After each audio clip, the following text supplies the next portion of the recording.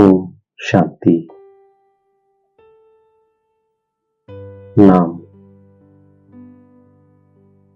தனக்குத்தானே ராஜ திலகத்தை வைத்துக் கொள்கின்ற ஆத்மா. நாம் மாஸ்டர் படைப்பவராக இருக்கும் ஆத்மா.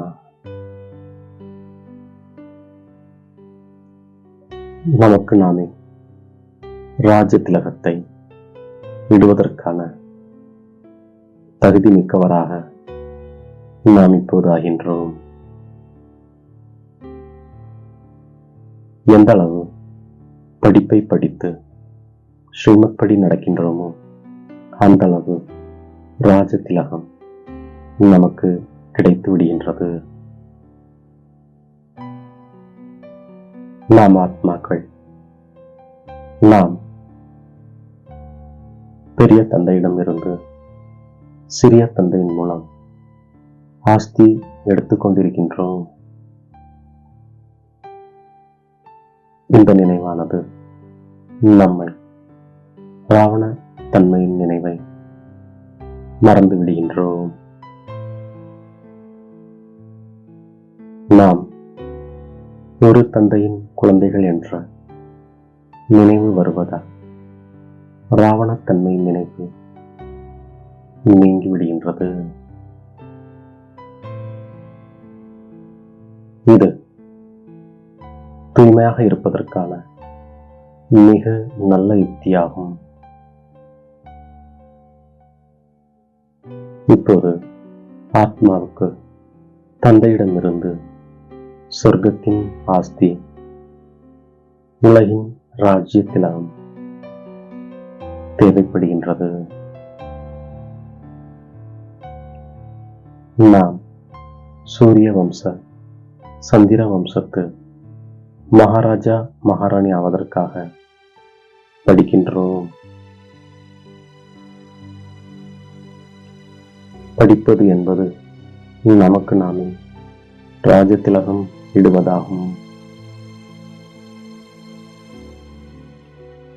நாம் இங்கே வந்ததே படிப்பதற்காக.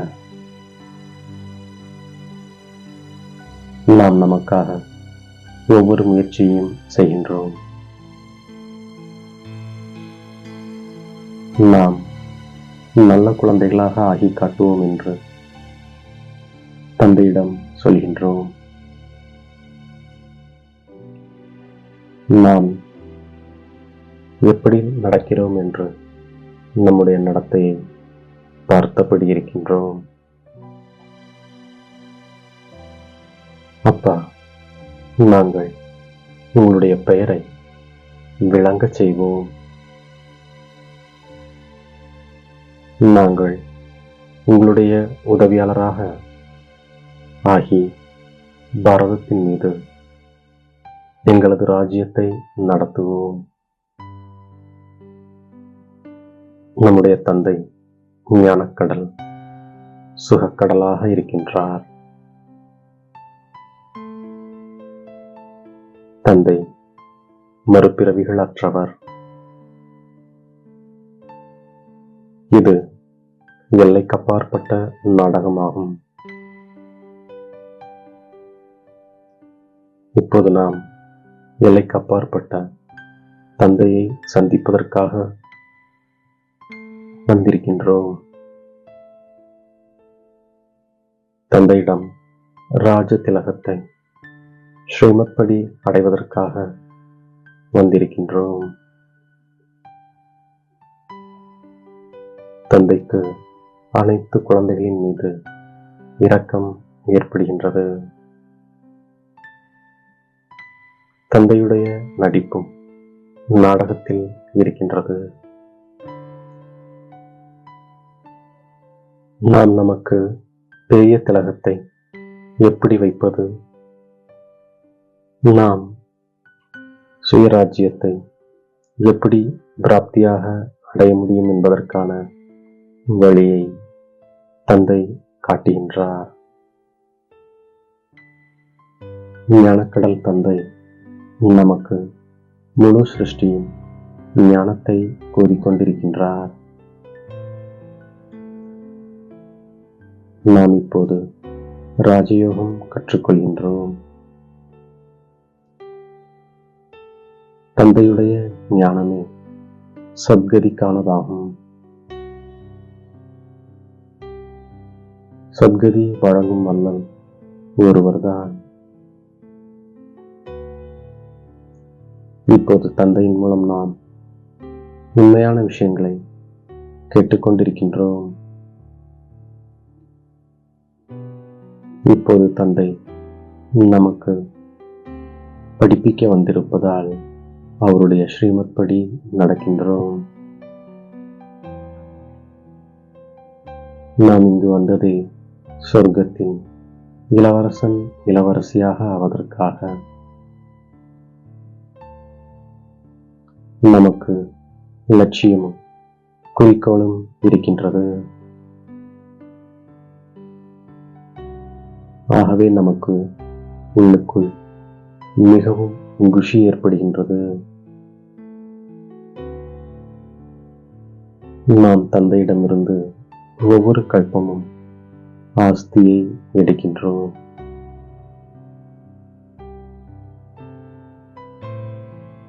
நாம் எவ்வளவு படிக்கின்றோமோ அவ்வளவு உயர்ந்த பதவியை அடைகின்றோம். இது மிகப்பெரிய லாட்டரியாகும். மனம், புத்தி, சம்ஸ்காரம் இது படைப்பவராகிய நம்முடைய படைப்பாகும். இவற்றை நமது அதிகாரத்தின் சக்தி மூலம் உதவியாளராக மாற்றிக்கொள்கின்றோம். எப்படி ராஜா தான் எந்த செயலும் செய்வதில்லை, ஆனால் செய்ய வைக்கிறார்,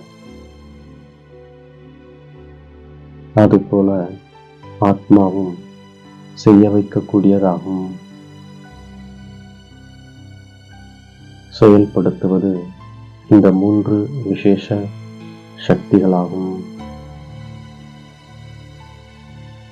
எனவே மாஸ்டர் படைப்பவர் என்ற வரதானத்தை நினைவில் வைத்து நாம் திரிமூர்த்தி சக்திகளையும் சாக்கார கர்மேந்திரியங்களையும் சரியான பாதையில் நடத்துகின்றோம்.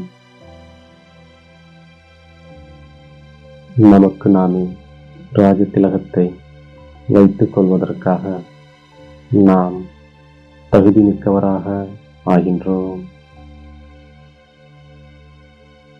நாம் நல்ல குழந்தைகளாகி நிரூபித்து காண்பிக்கின்றோம். நடத்தையை மிகவும் ராயலாக வைத்துக் கொள்கின்றோம். நாம் தந்தைக்கு முழுமையான உதவியாளராக ஆகின்றோம். நாம் மாணவர்கள் பகவான் நமக்கு கற்பிக்கிறார் என்ற குஷியில் படிப்பை படிக்கின்றோம்.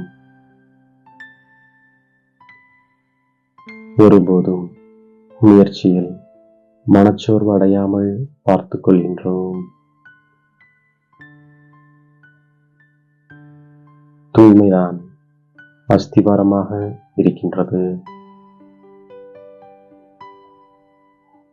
கோபம் மற்றும் இதனுடைய துணைவர்கள் யாரெல்லாம் இருக்கிறார்களோ அந்த மகாபூதங்களை நாம் தியாகம் செய்து, கூடவே அதனுடைய யாரெல்லாம் குழந்தை குட்டிகள் சிறிய அளவில் பெரிய அளவில் இருக்கின்றார்களோ அவற்றையும் தியாகம் செய்து தூய்மையின் ஆன்மீக பெர்சனாலிட்டியாக நாம் இருக்கின்றோம். தனது அதிகாரத்தின் சக்தி மூலம் திருமூர்த்தி என்ற படைப்பை உதவியாளராக மாற்றக்கூடிய மாஸ்டர் படைப்பவராக இருக்கும் ஆத்மா நாம். அவ்யக்த பாலனையும் வரதானத்தின் அதிகாரத்தை பெறும் தெளிவான ஆத்மா நாம். நம்மை தேடி கண்டெடுத்த இனிமேலும் இனிமையான தாயும் தந்தையுமாகிய பாப்தாதாவிற்கு கோடான கோடி நமஸ்காரங்கள். ஓம் சாந்தி.